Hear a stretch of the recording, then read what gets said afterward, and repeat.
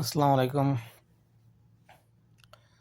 গতকাল যে পোস্টটা দিয়েছি চেয়ারম্যান আব্দুল হকের পা ভাঙ্গা ছবিটা, ঠিক আমার ভাই মফিজও এরকম পা ভাঙি ফেলছে।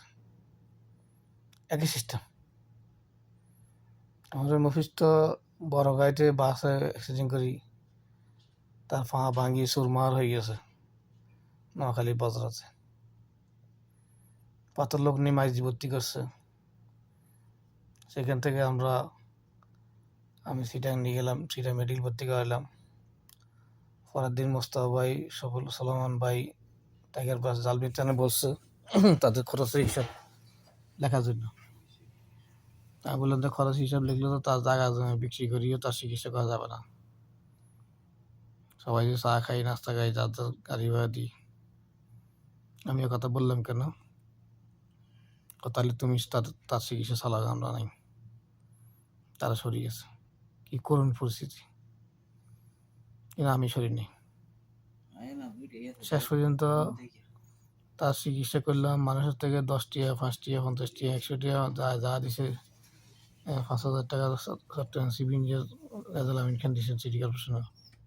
আর সবাই 150, 150 বাজারে যা দিছে। এভাবে চিকিৎসা করি প্রায় 70-80 হাজার টাকা খরচ করি তারা তখনকার আমলে। তাও আমি ড্রেসিং করছি। আমার সিটা মেডিকেল ডাক্তাররা বাইর করে দেয়, ওইখানে ডাক্তাররা জায়গা করি, দায়িত্ব পরিস্থিতি ছিল। ডাক্তাররা কথা বলি, আবার কেবিনে নিয়েছি, কেবিনে চিকিৎসা করছি, আমি নিজে ড্রেসিং করছি। এরপর বাগিনা ফয়ে সালাম লতিফ কাকা এরা নিজ দায়িত্বে 8 ঘন্টা করে ছিল। এতে কারো কোনো 1 টাকা দিই না। এরপরে এমত অবস্থায় আমার মা উপাস। আমি সিটা মেডিকেলে বাদ মহিষ ভাই খানা কেউ খানা আমাদের রাখিতে আমি খাইতাম। আমি একদিন হঠাৎ বাসা চলে এসেছি, বাসায় আসি ভাত খাইছি। খাওয়ার পরে ভাতে গেলে আমার মা আসি দাঁড়াইছে। আমি তখন মারে বললাম, মা ভাত খাইছে? কর না। এরকম আমার বাবা মা বলে মিশা থাকে। আমার পরিবারের জন্য ব্যাট দিয়ে ভিড়া শুরু লাগে, বিটন লাগিয়ে দিলাম, তখন আমার মা দেরি হচ্ছে। এমতো অবস্থা মহিষ আমার পরে বলে বললো আর কি, আমার ঘরে গ্যাস নেই, যে কারণে বাচ্চা নিতে পারো না। মহিষ ভাইয়ের বউ আমার পরিবার বাচ্চা নিতে না। অথচ মহিষ ভাইয়ের জন্য আমি হাসপাতালে পড়িয়েছি আজকে রাত দিনকে দিন। আমার তখন 500,000 টাকা টিউশনি ছিল, সব বন্ধ হয়ে গেছে। কোথায় আমি 6-7 মাস টিউশনি করি না। এ কথা মহিষ ভাই বললাম কেন, মহিষ ভাই পরের দিন তারপরে কি বলছে যাই না। মহিষ ভাইয়ের বউ তাকে মেডিকেলতে ফালাই চলে এসছে, আমি থাকবে না। আমি সেখানে সিটি কার্ডের নাম্বার লিখে দিয়েছিলাম।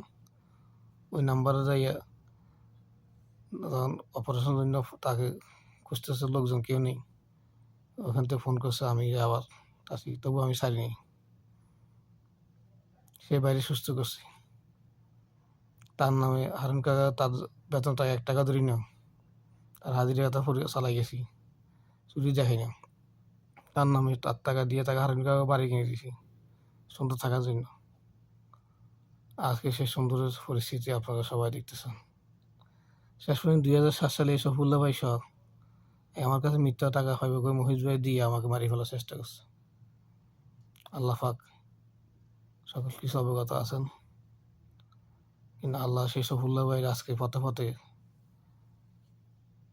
অবদস্ত তারা হচ্ছে, এবং তারা আরও হবে। আসসালামু আলাইকুম।